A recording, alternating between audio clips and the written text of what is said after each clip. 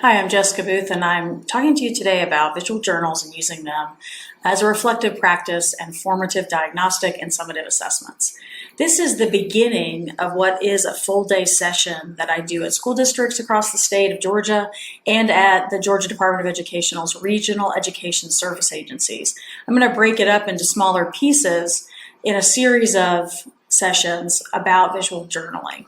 This is our agenda for the session today, and I'm going to talk to you a little bit about arts education and how I see it as a trinity, what visual journals are, how they can be forms of assessment, how you can set your journaling practice for your students up for success, regardless of whether you're an elementary school teacher or a high school teacher, some examples that I've used in the classroom that have been very effective, and a little bit about teaching 2D journals in a 3D world. So if you're a sculpture or ceramics teacher and you're wondering how do you get kids hooked on journals when they really don't like to draw, I'll talk to you a little bit about that. So the session descriptions on the right, which is talking about this workshop, is typically an all-day workshop. It's usually done at school districts and regional education service agencies across our state. Where I come in and we bring sketchbooks and I bring a lot of supplies, and together we work on those in addition to learning about everything I talked about on the left. So the next session of this, since I'm breaking down the day into a couple of different journaling presentations, will actually be a hands-on with my document camera showing how to do some of the techniques that you'll see in this presentation. So I'm going to first talk about that arts education trinity.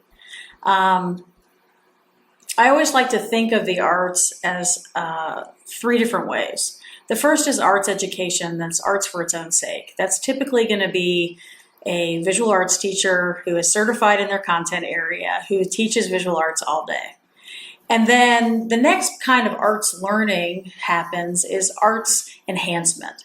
And this is using the arts, whether it's visual art or music or dance or theater, to teach another subject area. So we see this a lot of times where people are trying to teach arts integration and they're not quite there. So a great example for me of this is that you have a science fair. When you're doing that and you're setting up your science fair boards, are you teaching the visual art standards? No, you're kind of using the visual art piece of the project to get kids interested and engaged. Another example would be the ABC song. We all learned to our ABCs by singing that song. It didn't teach us any music standards. It didn't teach us how to be better musicians or how to be better consumers of music. It did teach us our alphabet and help with our ELA class. So arts enhancement's kind of in the middle. It's used usually to increase students' engagement in other subject areas. And then lastly is arts integration.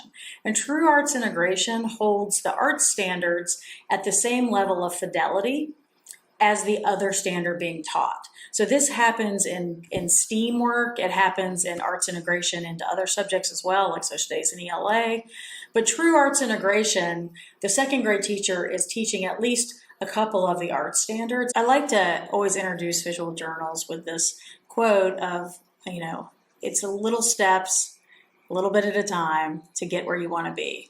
And when you first start teaching your students about visual journals and sketchbooks, it's not going to be what you're seeing here yet. It's a developmental process. So what's the difference between a sketchbook or a journal?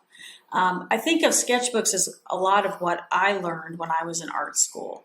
I was an illustrator before I went into education, and I have a BFA in illustration. And it was about technical skill building, lots of exercises, like we'd have to draw our hands 20 different ways, or we'd have to take our sketchbook home and record a day in the life all day long. It was lots of homework studies and in-class studies. Occasionally there'd be a little micro lab where you would do something in the sketchbook that then became part of a larger piece that was done in class, but that was occasional. And lots of observational drawing. So the sketchbook really was all about learning how to draw. The idea of a visual journal is instead of learning how to draw, which you may do as well in it, you're learning how to think creatively. And that's a big difference. So I call that ideation. So the idea of a visual journal is it's a place for students to take what you're teaching them in the classroom and make it personal. And this happens in the kindergarten classroom at as deep a level almost as the high school classroom. It just looks a little differently. So it's where they're thinking out concepts, they're reflecting on their artwork and having some metacognition, and they're taking risks. And there's not a lot of places in school that you can take risks and it'd be okay. And I'll talk about when we do assessments with the journals, how the students can still take risks and it not penalize their grade. So journals are a developmental process. When I first started teaching journaling and I started learning about journaling, I started reading a lot of articles from Kit Grauer, who is a Canadian professor of art. In the elementary level and really even in high school and middle school when students are first starting journals. So just think about in that life cycle of creating journals and getting students thinking about how to be creative and how to have creative ideas that mean something to them. Your prompts in the beginning need to be more structured, and there has to be a sequence of learning that goes with your teaching and your projects. The idea is you're trying to teach them how to think conceptually. They're developing personal responses to the world around them, which is really what art does in general. We're going to still have to teach sequentially the George Standards of Excellence, our technical skills, but we're trying to lead the students to using those technical skills we teach them in independent thought. And the prompts that you give them for their sketchbooks or the assignments, however you want to say it, they need to become more conceptual as students are farther along in the process. So if you're an elementary school teacher and you start journals in kindergarten, your 4th and 5th grade journal prompts will be much more open-ended and conceptual than your kindergarten prompts because the students have had practice and they've learned the process. Same thing if you are teaching a high school visual arts comprehensive 1 class as opposed to an advanced placement drawing class or an advanced placement 3-dimensional art class. As the students get more advanced, the prompts should become more open-ended. So I said before in arts enhancement, a lot of times visual art is used as a way to engage other subject areas. It's a way to get students hooked so that they will learn the standards of another subject area. But I think it's also important to note that the idea of visual journals are used in every other subject area. They may not be called the same things, but it's the same idea where they're trying to have students take something that would be a standard or something that is more technical or a process like in mathematics and try to make some personal meaning to help them remember it. So we call it visual journals or sketchbooks or visual verbal journals and visual arts. Science calls it science notebooks.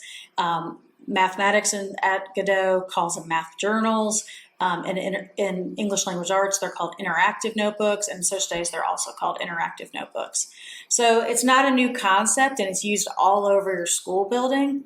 We started it, but it definitely works regardless of the classroom that you're in. What artists used a sketchbook? And I think this is a pile of my own sketchbooks, and all the artwork that you'll see in this presentation for the most part is mine from different sketchbooks. So are they finished pieces of art? No. Think often about Leonardo da Vinci as someone who kept early records of sketchbooks. This is kind of the idea of the science notebook, is that he was recording all of the inventions and ideas that he had. So his sketchbook really is a recording of thoughts.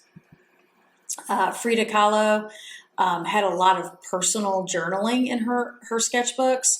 There's a great book by Alice Rotas about Frida Kahlo's sketchbooks, but it talks a lot about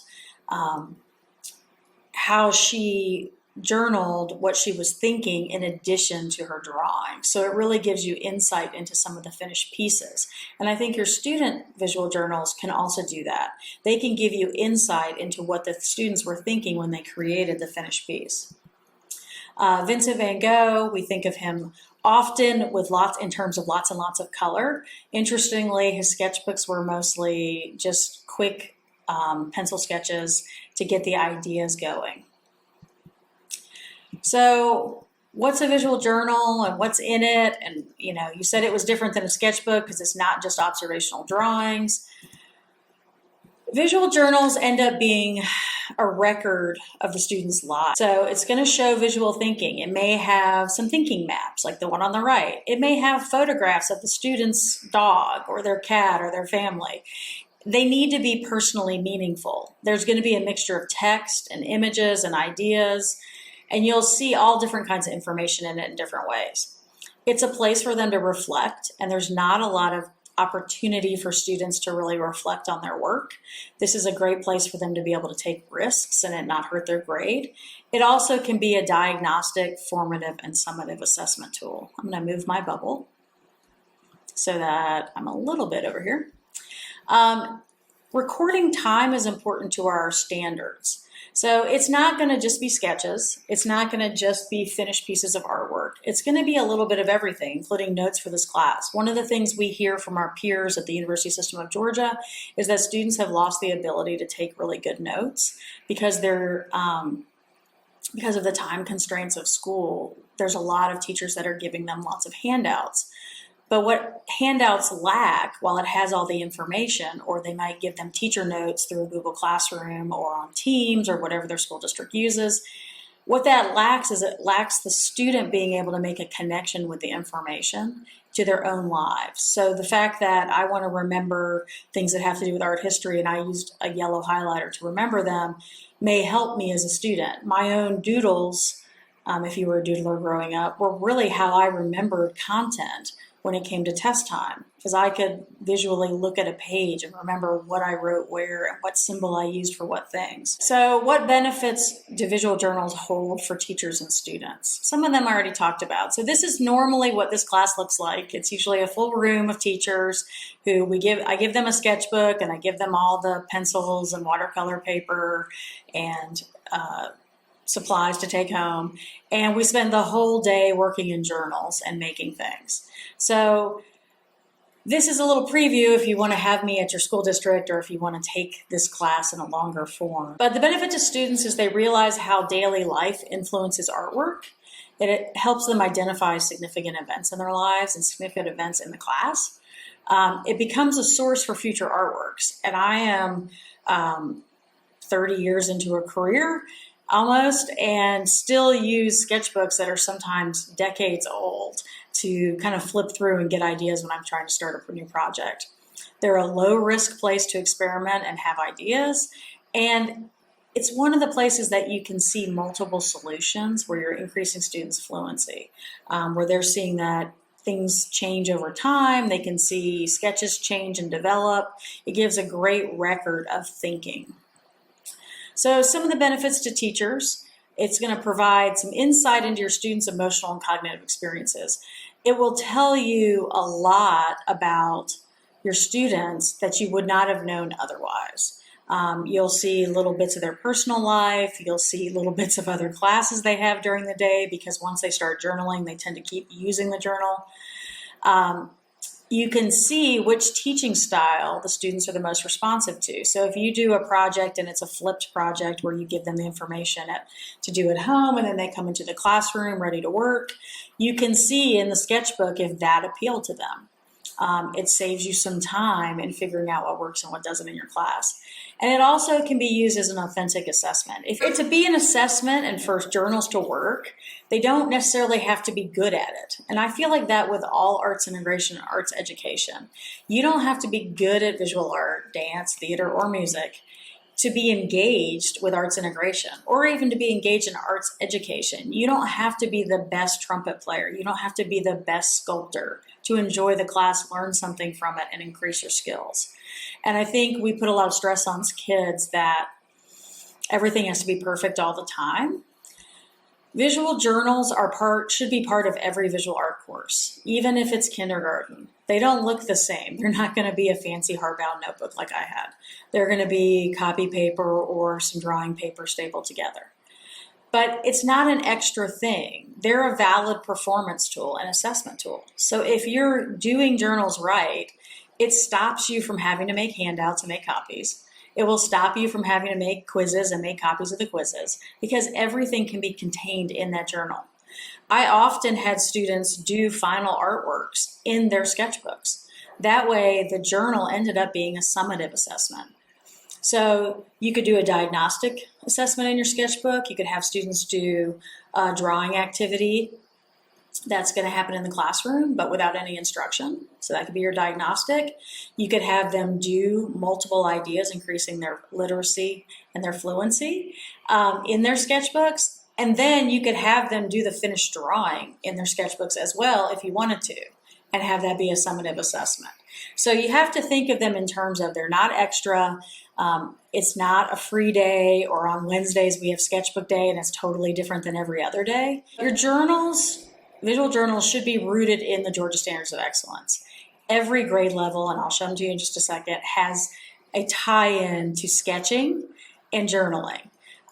Journals, I think, should have a composition. That was one of the things that I learned over 10 years of doing journals with students, is that if you don't give them constraints, you end up with sometimes really trite images, or you end up with the little tiny drawing in the middle of the big page. So composition matters, even if it's a 3D kid, because it gives them those constraints so they're more creative, or creativity within constraints.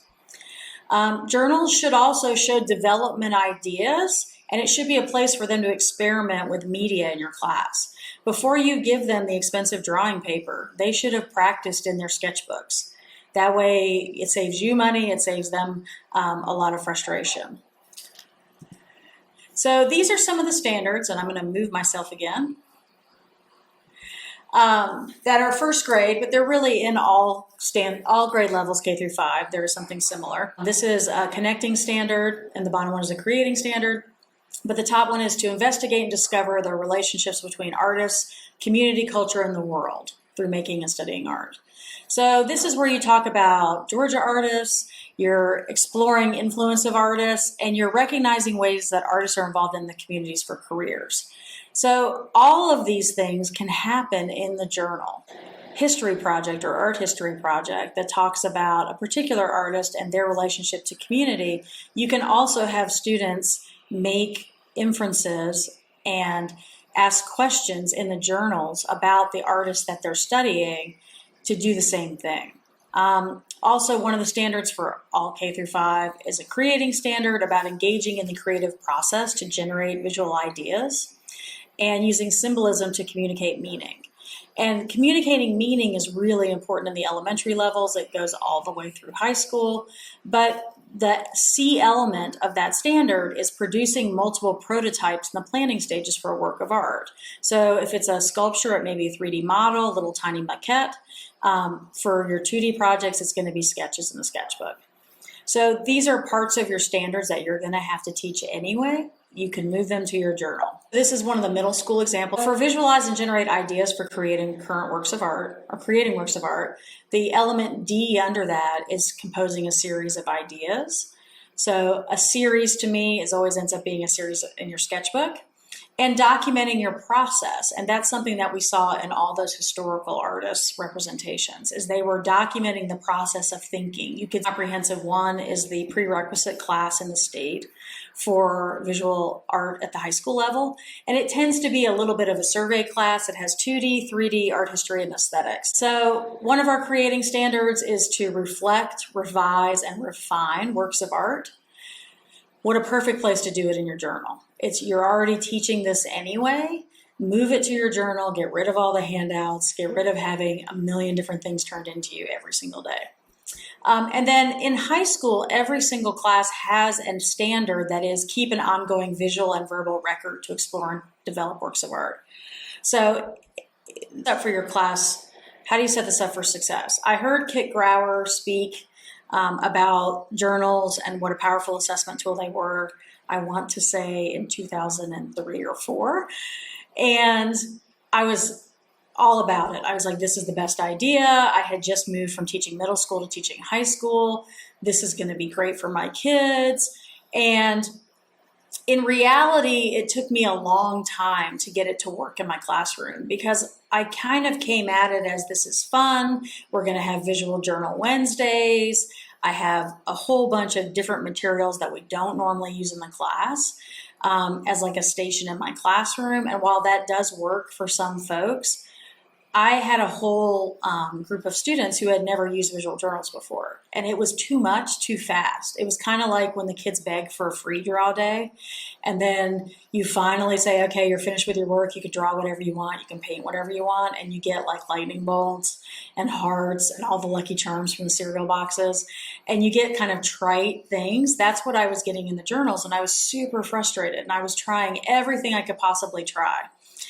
And I should probably say that I taught Visual Arts Comprehensive 1, which has a little bit of everything, but most of my day I taught sculpture and ceramics. And most students who take sculpture and ceramics take it, even though I was an illustrator, they take it because they don't like to draw, but they love art. So it was kind of a hostile group and trying to get them hooked onto something that really was not their jam. What I came up with was that if I taught my 3D students who were not always the best at drawing, and they were not always as jazzed about doing two-dimensional assignments as they were three-dimensional assignments, is that if I could teach them successful compositions, and that each journal prompt I gave them had a composition to start with, that it took that energy away of them being scared of not knowing what to do. Then I also linked different mediums with the projects we were doing. This is super easy when you're doing a drawing and painting assignment. It's not that easy when you're doing ceramics and sculpture. So there was some creative liberty in some cases when that happened. But if I limited their medium to a particular medium that I gave them a demonstration on how to use, even if it wasn't something we were doing in ceramics, it increased their likelihood of success, which took away the fear of it not looking good because they were not a drawing student.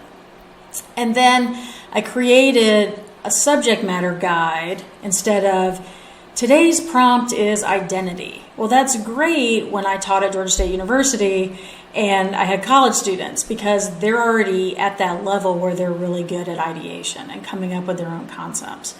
High school students, when you say identity, start writing down all the brand names they like. So I started giving them subject matter that was aligned to the GSE so that it could be more tailored to each project. So it really became part of my lesson and integrated instead of something that lived outside of it. So this is what it ended up being in my classroom. Remember I taught ceramics and sculpture for the most part, and I've taught a few introduction to art classes every semester. So I called it a create a page. They took this handout and basically cut it and pasted it in the front of their sketchbooks so that they could always look at it for reference. But I taught them these composition choices, which is what I'm going to teach you in this session a little bit down the road. So I talked to them about what each of these were. So what I would do is say this week's journal for this project, I needed to be a grid composition. So it took the fear away of I don't know how to draw and I don't know how to make a great composition while increasing their skills in that. I wanted to be one of these mediums, which were the mediums that I had in my classroom for that Visual Arts Comprehensive 1 class because we taught projects with those mediums. They were not always aligned to my sculpture and ceramics kids, but I taught those students as well in short demonstrations how to use them. And then I came up with subject matter idea groups. And depending on what we were working on, I picked from different groups. So if we were doing a decorative vase, I may talk about how art has a social function in society and how like the Greek artists used the outside of urns to tell stories. So they may have to research a particular thing that they want to add onto their 3D piece, if that makes sense. If I'm teaching a drawing assignment and it's going to be a direct observation, still life in my classroom, their sketchbook assignments would be small items that they would have at home that they could sketch as a preview and for them to get used to whatever the medium was in my classroom. So basically, as students got better and more advanced and the years went on and they were in drawing 2 or they were in sculpture 2 or they were in jewelry 3, they took this sheet and they made their own connections in order to create finished works of art that were off the page in my case. for your class, they could be in the sketchbook themselves as the finished project. So composition became really important, I realized early on, because part of the fear students have is that whole blank page.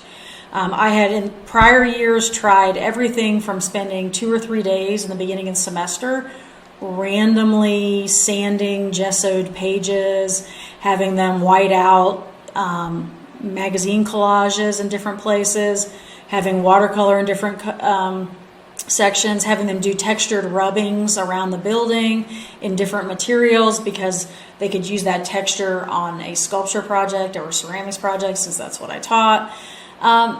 And those things worked with limited success. So when I started using compositions with them and teaching them the compositions, it took that fear away because they were using something I told them to use. And all of a sudden, students, whether they could draw or not, started being successful in their sketchbooks. So the easiest one is a Forma Illustrator is a full page design. So this is where, like, it says 3D journal examples, and there's a green piece on the left where I remember I had put gesso over it and sanded it back, and then I colored in the areas that were the sanded back parts. So it's a full page. It's divided by the seam of the sketchbook. This is a design that covers both pages. So whatever is on one side is going over to the other side of the page of their sketchbook. So if I said, I want you to do a double page spread, or I want you to do a bleed, kids knew that it was a big piece. This could often be a summative piece. And that they had to crop where something came off the page, and they had to use the entire page. So it stopped my tiny Lucky Charms in the middle of a white sea. The next composition I always talk to my students about are borders. This is typically the most popular because it is the lowest risk. So all of these drawings that I have are from different sketchbooks. Some of them, like the one on the left, are from meetings I was in and taking notes. And others can be text, they can be a different material, they can be the same material, they can be with a ruler, they can be freehand, and if you see the one in the middle, the border doesn't have to go all the way around the page, it just has to continue around. The one in the middle is a border on a double page spread. The two ends are borders on a full page design. Grids, students love more than I did probably because it's graphic novels and comic books, and you know, students really love reading graphic novels, and graphic novels are really hard to read. It makes your brain think in a different way. So grids are going to be ways to divide the paper into different images. It's a great way for students to do sketches of something and still make it fun. So the idea is that this gives students a sense of order and control. And if you're doing sketches for something that is new to them, order and control makes them feel more calm and in a safer space to take those risks. A mandala or a radial design is really just a circular design that comes out from a central area. It has a focal point in the center. But the idea is that these are great for thinking maps. These are great for when you're trying to have students zoom in on one thing and then maybe have other ideas around it. But again, it's a composition. It's an easy thing to remember, and it's something that gives students a starting place to be successful with journals. Columns can be vertical, like these little tree sculpture on the side, or sketch of what ended up being in a box, kind of Joseph Cornell sculpture with birch trees and a map. They can be vertical or they can be horizontal. It doesn't matter, but basically they're dividing the page into different columns, and then each column could be a combination of text, it could be words, it could be images, it could be all the above. But it also, each column could be different or they can be related. Diagonals are not something you think about teaching necessarily in composition, but they definitely engage the viewer more. And when students start feeling more confident in their journaling techniques, I noticed they would choose diagonals more often in the advanced classes. So, you know, you'll have to work with students to kind of show them that a diagonal does not mean that it has to be an abstract line across the page. So none of these things are earth-shattering. Cutouts and windows Typically you would do with older students because it's difficult to do a cutout like the little heart without using X-Acto knives. So you have to look at the age of your students and what's appropriate in your school district. The idea of cutouts in windows or having a pocket where students can put information is that it helps them link pages together in the sketchbook and link ideas together sometimes. How do you assess all that? Like, okay, I get it. It can be a diagnostic assessment. I'm going around the room checking. It can be a formative assessment. Again, I'm going around the room checking, or I've got a rubric, or they had to turn in sketches ahead of time, and I have a rubric. But how is all that low risk, and how is it not scaring students? So one of the things that became clear when we started working with this, and I had transitioned from classroom teacher to the director of fine arts for a school district, was that we didn't want to penalize the students for having ideas and having mistakes and moving on in the sketchbook, that every journal page didn't have to be precious and look like a finished piece of art, because that's just not how they work in real life. Even when you go and look at Leonardo da Vinci's, there's plenty of scratch throughs and half erased ideas and things that were abandoned. We came up with a rubric, and you see it in front of you,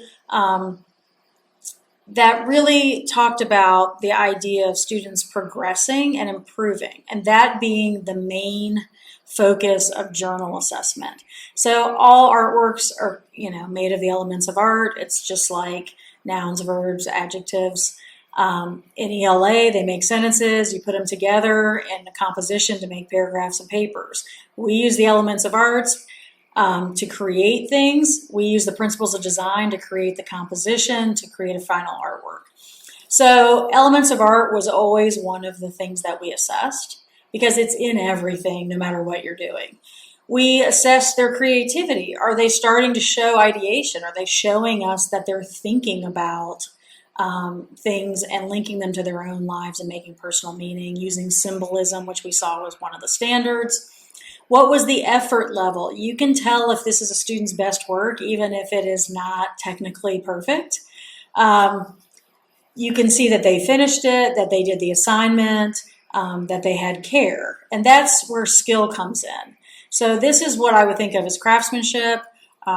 Were they using the materials in the best possible way? Were they successful in the compositions that you taught them? And because I limited it to such a small group for my younger students and my early students, we only had 8 compositions. They only had like 10 mediums that they would use. It worked out. I had plenty of time to demo everything for them, show them how to do it. I showed them a presentation that was student-centered that was similar to this, to give them ideas. And then I gave them a handout that also had a couple of student representations of each of the compositions, just so they could remember. And then improvement, and this is the big thing, is that the sketchbook is supposed to show a student's learning over time. So visual journals are showing students learning over time, and you will see improvement. So this is usually when I'm doing this live, and this is, I think this was Coastal Plains RESA last year. We were doing a sketchbook and journaling session. This is about when someone raises their hand and goes, Jess, this is all great, but I teach all day ceramics, or I teach photography. I'm a high school teacher and my kids hate drawing. So this is how I made the journal assignments link to my 3D world. And this is an example of an assignment I gave students. So this is journal assignment 3. I believe that this is ceramics 1. It could have been ceramics 2. I gave them a list of figurative artists that I was interested in them looking at, and a bunch of functional ceramic artists. I was interested in them looking at their work. They had to label, they had to print out a couple of those images so that it was rooted in their mind. They had to label the things I needed them to learn about functional ceramics ware, which was the lip, foot, neck, and belly of the piece. They had to tell me a little bit about it. Why were you attracted to this piece? They had to go to the artist statement, and they had to tell me some information about the artist in their journal entry from their artist statement, what their artwork was about, how that looked or how that was represented in the artwork, whether that was a functional vase or it was a figurative sculpture. And then they had to create a page based on the concentration or the artist statement of one of the 2 artists that they picked. So if your artist is exploring the effects of time on an object through their work, then you're going to create a page about the effects of time on you, someone you know, or a place. So this was a way for me to link kind of the abstract idea of drawing to these kids to their actual work. They also did their art history assignment, and it was all in the sketchbook. It wasn't a special paper they wrote. It wasn't a poster board presentation of an artist. It all lived in their sketchbook. So here's a journal assignment on personal imagery. Create a journal page using a 2-page spread, so you guys learn that's a bleed. Using imagery to describe you. This is a great way to learn a little bit about your students. So places to go for images, I gave them some ideas. They had to have a focal point. They had to use both the element shape and line. They had to use either an organized, formal, or organic pattern to create visual movement. This one, the visual movement is done through kind of an organic shape. The idea with these, again, is these students are going to then take this assignment and combine it with the one on the left. So they're going to go and find imagery and create symbols for themselves. Then the process of Mishima is that you are drawing lightly in the surface of clay, so it could be a slab, and then you're filling in that groove with a different colored clay. So they then used the symbols that they did in their sketchbook assignment and carried them over to the surface design of their vase, if that makes sense. So this is a way to link 2D to 3D, and I just wanted to give you a couple concrete examples because photography teachers, sculpture teachers, it's a tough sell in the beginning usually. But once the students saw that the work they were doing in the journal went into the project and was part of their grade for the final project, it became much more important to them. The work got so much better, and even my final products, which were not in the journals, got better. Also can show some artists who are sculptors who used sketchbooks. So these are all Henry Moore. And Henry Moore was one of the places I started looking at sketchbooks for 3D and going, okay, how can I make this work? And I started looking, especially this bottom left picture, going, wait a second, that looks like a gesture drawing. Like it just looks like a longer gesture drawing. But gesture drawing is also fantastic for showing form and mass. And it's squiggly and it's a little dirty and it's really easy for your 3D kids to get.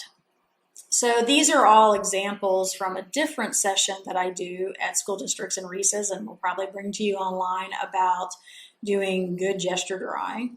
And these are all little plastic animals that I give the people in the class, and then we switch a bunch through the time that we have together. But it talks about scribbling to make gesture drawings, about using more than one color of pen. If you do gesture drawings with a gel pen, all of a sudden it's way more exciting than just a pencil. And then how to do lines or scratching or jabbing, and how this one, because it is that lined gesture, looks very different, a little more aggressive than the scribble gesture. So these, again, are ways to have your students do things in the sketchbook for their 3D projects. So what are some of the takeaways from this session? Journals have been used forever.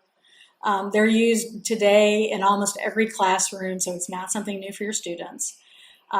You can make journals. You can take copy paper and put construction paper on the front and have the kids decorate them, and they don't cost anything. You can have the students buy their own journals. A lot of schools sell sketchbooks in like the school store as a fundraiser for the art room. I was lucky enough in my school district that we did a textbook changeover, and they literally had thousands of ELA textbooks that had been switched, and they all went to the warehouse. Well, I was able to get the warehouse to send me a couple hundred huge ELA textbooks that I then had the kids take gesso and white over the pages, and we used those as self-made sketchbooks for free. Your journals are all tied into the Georgia Standards of Excellence. There is not a single grade level in Georgia that doesn't say that students need to create multiple ideas, they need to sketch, and they need to keep a record of their thinking. Journals can be your diagnostic assessment, they can be a formative assessment, and they can even be a summative assessment. You can have a final project, especially if it's a drawing assignment, in the sketchbook. I found that my students were much more successful with journals, especially in the beginning.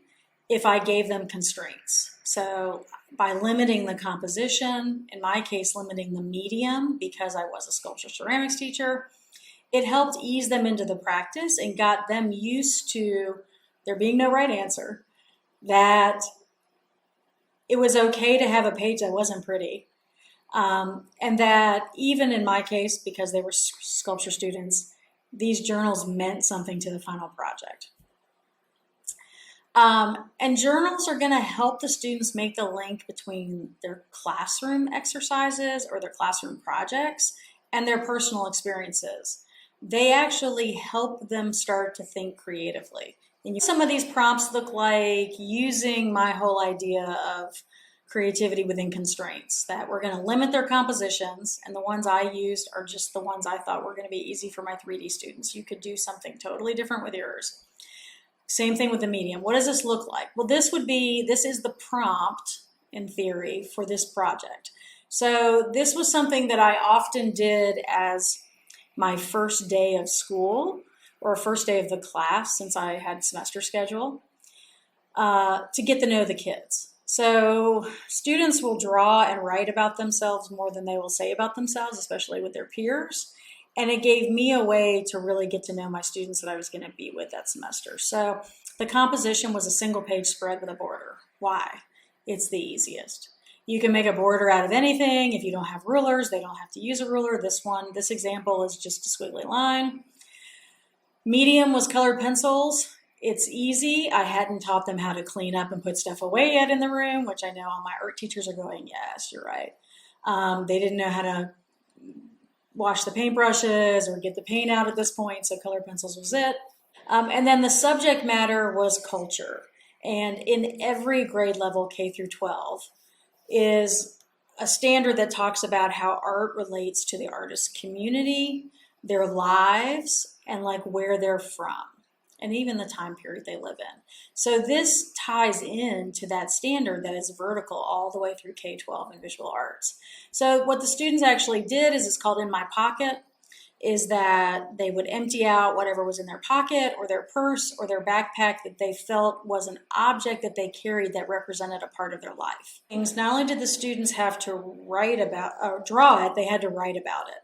So through this, I oftentimes learned things I wouldn't have learned for many days, sometimes weeks, in my classroom. This had enough instructions that by doing this project, I usually could tell who was an English speaker of another language in my classroom before I had a chance to speak to our ESOL teacher. It usually could tell me who was special education or might be an exceptional child and needs help. It also told me who was colorblind, usually in my class. It told me a lot about the students that I probably would not have been able to infer. And it kind of gave me some ideas of where projects should go in the future based on success. By limiting it to a one-page spread, it takes less time. So that is definitely something you need to think about with your sketchbooks. The smaller the sketchbook is, the less time it takes. So here's some more prompt ideas, and I have to keep kind of moving my picture around. Is the one I showed you before, In Your Pocket. This is a student example of that same project from my classroom. And this particular semester, I had them do it with markers. So this is a marker example. They drew it in the classroom. They did the markers at home. Full page design layout.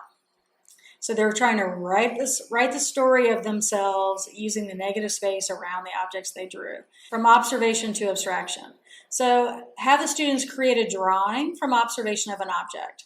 I did lots of these with small items, like it might be peppermints, candies. I would hot glue them together onto a small 4x4 piece of foam core so that each table had a tiny still life rather than the entire class of 35 trying to crowd in around one table that had a little bit of this and a little bit of that. They had to circle 3 parts of the drawing, blow those up, and they had to learn about simplification or exaggeration, and they abstracted those items. So again, it's a low-risk project because abstraction isn't supposed to look realistic, so it helps your students feel successful from the beginning. I found in my classroom that if I started with abstract projects, like whether it was a collage and it was all shapes, or in this case, they did a realistic drawing, but the actual project was the abstracted areas, that it made them feel like they could be successful in the class. Other prompt examples that were really successful. They used a column design layout for this one. Remember, we talked about columns. They had to make a takeout menu. So they were going to draw their lunch. It could be that day in the cafeteria. It could be at home, and could really be dinner. It didn't matter. But they were going to draw it from direct observation and then create a menu with prices and stuff around it. They liked this project. In my sculpture classroom, this journal prompt turned into a project about realism, and they blew up their lunch item into a 3D sculpture, like a Trompe sculpture that they painted to look realistic and everything. So again, this sketchbook assignment was linked to a project in the classroom and didn't feel like a totally different thing on free drawing day or journal day that had nothing to do with the rest of the projects. It also was a formative assessment for me, and then the summative ended up being the ceramics sculpture project in realism. Travel destination, use cutouts or add-ons. I had a lot of what I call journal fodder in my classroom, where teachers would give me old maps or they'd give me magazines to use in the collage bin. So students could go and gather all those things and put it in their sketchbook to take home to do this at night, or they did it in the classroom. It does stop a lot of the empty time in the beginning of the period where you're trying to take roll. They know the first 10 minutes of class is always sketchbooks. That's one way to incorporate it in. But again, they're using the elements, principles of design. I showed you that rubric that talked about them using the elements and principles. Using what you know about color theory and color schemes, create a design using only the lines you drew and a color scheme, and you can add words. Again, this was a project we did in my visual arts comprehensive class. It counted as their color theory project. They did the whole thing in their sketchbook, and then we had time to get a big piece of paper and actually teach them how to paint. So time savers, but they're all part of the same end process. They should not be seen as extra work. Another one, first day of school or last. It's a great time to use a grid because they can do a visual calendar. And then picking a word from the dictionary at random and illustrating it using a Mandela design layout. That's a pretty good example of what I was trying to do in the beginning, and the kids were like, I don't get it. But now that I said, use a mandala, do this, use this color scheme, use only this medium, it changed their perception. And something like number 6 that I had no success with in the beginning when I was trying to do this with 3D students, all of a sudden they felt confident enough to be able to do these things. What they ended up doing is the word that they chose and illustrated became the beginning of an abstract sculpture where 2 pinch pots were put together to make a hollow form, and that was done twice. There were 2 hollow forms, and those 2 hollow forms had to interact with each other to illustrate the word. These are some resources. I got turned on to visual journals through 2 people, Kit Grauer and the Journals of Dan Eldon. And Dan passed away long before I ever met him, but I felt like I really knew him through his books. His family has published his journals, and he speaks at lots of art education conferences. His family does. Because his journals, and he was a photographer, really show you his life through time and how he was thinking. I showed you some clips from the Diary of Frida Kahlo, the Decorated Page, and then all of these websites have great ideas and great examples for visual journals that you can use in the classroom. There's a million more. I'm not recommending you necessarily buy any of these, but you can look at them online. Dan Eldon's family has a fantastic site where the kids can look at his work, and so can you. Almost all of this is available free as well. Hopefully you enjoyed the first session in the Journal as Reflective Practice PD session. If you're ready for part 2, the studio techniques portion of the full day session is coming. It should be available this summer. And then there'll also be a third one kind of talking about advanced topics and what this looks like in advanced placement classes in high school and what it looks like for students. So you can use the QR code in front of you or this little googly URL to give some feedback. It's like 4 questions, and that's all it asks you. But I hope you enjoyed the session. And if you haven't tried our communities, I would say please sign up for the visual art community at Godot. There is a short video that is going to happen after this that's 3 minutes long that shows you how to sign up for communities. But I will post the handouts for this session in the visual arts community portal so that you can download them there. I appreciate your time. Thanks for joining me, and I hope you have a great rest of your day. Do you oftentimes feel lonely in your school building or district as a fine arts educator? Do you find it hard to feel supported by teachers and administrators who don't fully understand our specialized fine arts content areas? Do you ever wish there was support, guidance, and even encouragement from other fine arts teachers and fine arts administrators from across the state of Georgia? Do you crave collaboration and connection with other like-minded fine arts teachers? Then we have the perfect place for you. Hey everyone, and welcome to Godot Community. My name is Casey Hall, and I am one of the Fine Arts Education Program Specialists here at the Georgia Department of Education. For most content areas, there are teams of teachers either in the school building or in the district that can provide one another with ways to collaborate, support, and connect so that they do not feel alone. However, for some fine arts teachers, we are often the only teacher in the school building and sometimes even in the district who teaches our specialized fine arts content areas. So it can sometimes feel rather lonely and difficult to find a community of teachers in our schools and districts that truly understand our unique perspective.